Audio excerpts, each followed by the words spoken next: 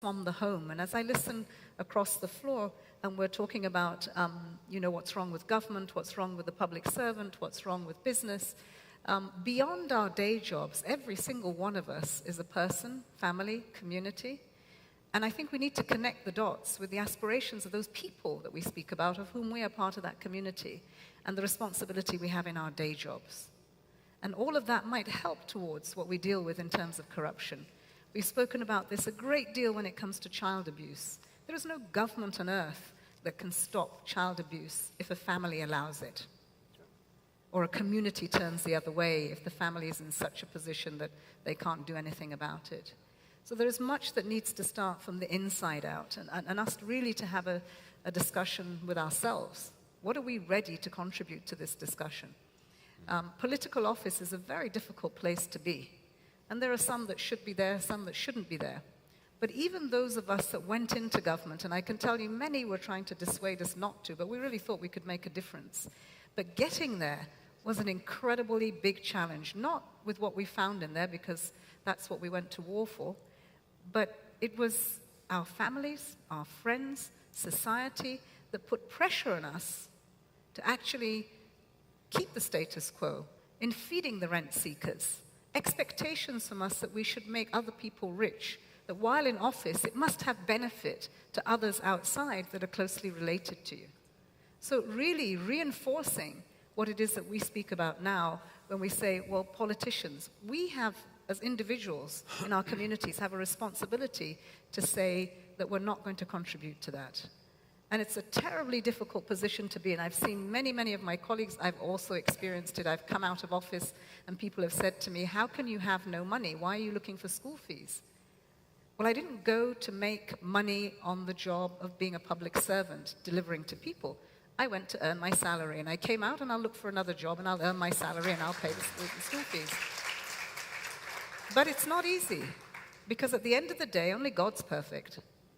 And so we have to help people be strong in public office, even when they take the very best of skills there. And I think that the corruption discussion, again, is a symptom of root causes of all these things that we are trying to address and to grapple with.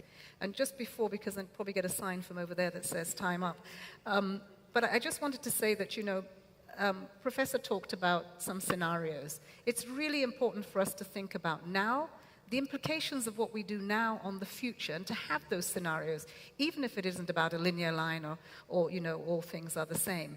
But it is incredibly important to see the future, to have the scenarios of where we could possibly be, taking into context this global village that we live in. I think this open space to have civil society and people's voices in should not be an occasion.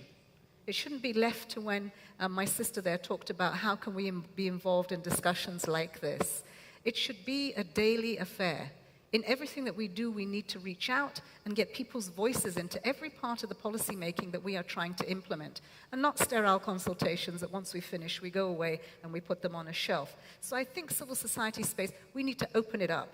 And we need to define better civil society, that it doesn't exclude others. That one of the challenges that we've had at the UN in this discussion has been that representation has had to be tasked. When we say this is civil society, then we have many others who come along, the aged, indigenous people, those with disabilities, and they will come along and say to us, actually, we're not included, our voice needs to be there. So I think representation is a very big part of us getting the ownership there. And again, as I said, leadership has to begin in the home.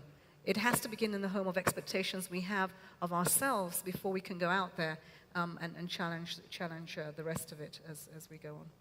Thank you very much, Shamina. Well said. Before I turn to Inder and Anthony, let me just put before both of you two questions that came in. One, is the argument of trust and distrust being used as an excuse to delay the implementation of governance? And secondly, if technology is replacing jobs, how do we create new jobs? Inder. Those are very easy questions to answer. Very easy. But can I just say something before I attempt to answer this? Say something that perhaps would be out of sync with the majority of people here. Vision things 2050 or 2060. With very limited resources, I think one should be extremely careful that limited resources are dedicated to considering where we will be in 2050.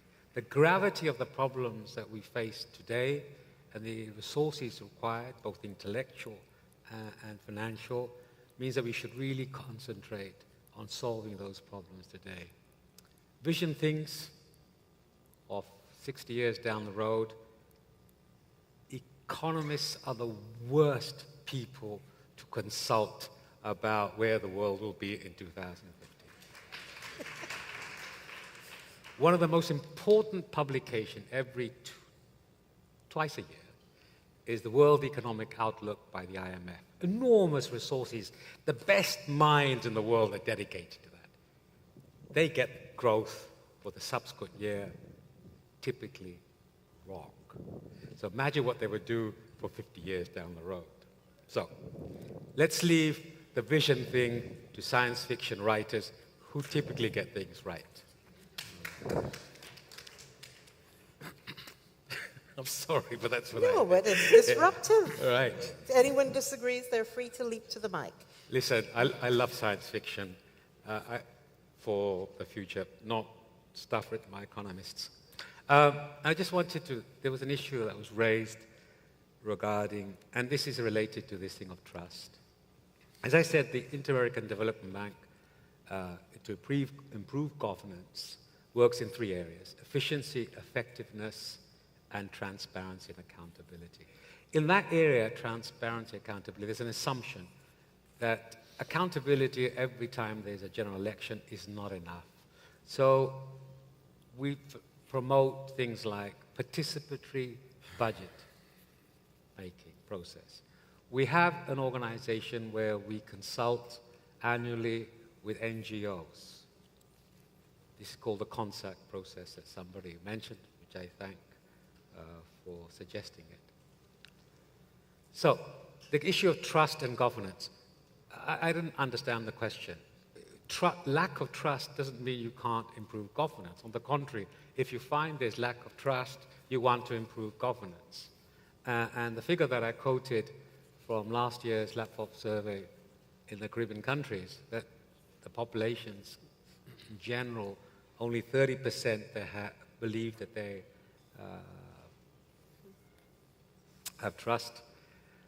My time is over, so I'll avoid answering the question about how to generate new jobs and leave it to the professor.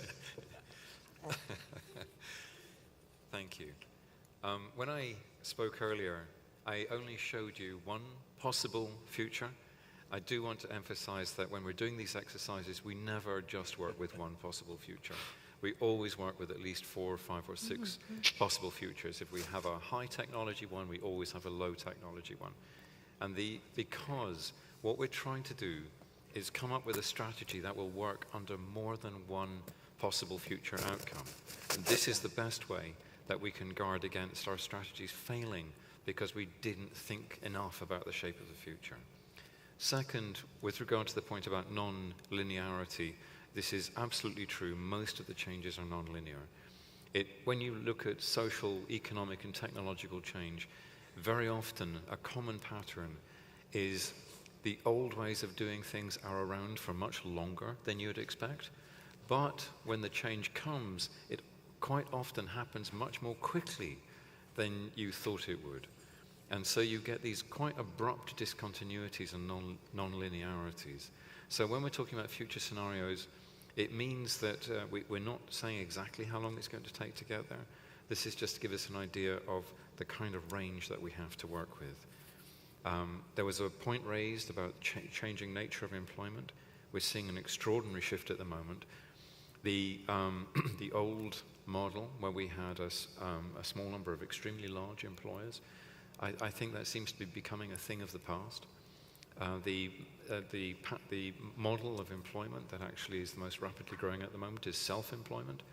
And we're seeing a pattern of multiple contracts, multiple economic relationships. What this means in terms of our systems of welfare, the structure of the economy, is still playing out. We can make some guesses as to what this will mean in future, but it's still fairly speculative. I think, however, of all the points that have been raised so far, the most fundamental and I think the most alarming is the points that Amina raised. What does this mean for our systems of democracy? Let me just speak for Jamaica for one moment. In Jamaica, the middle class have almost stopped voting. The people who actually vote now are very largely the people who are the beneficiaries of political patronage. And this is, I think, pointing to a really fundamental weakness in our democratic systems. Now, this is hard for me because I believe in democracy.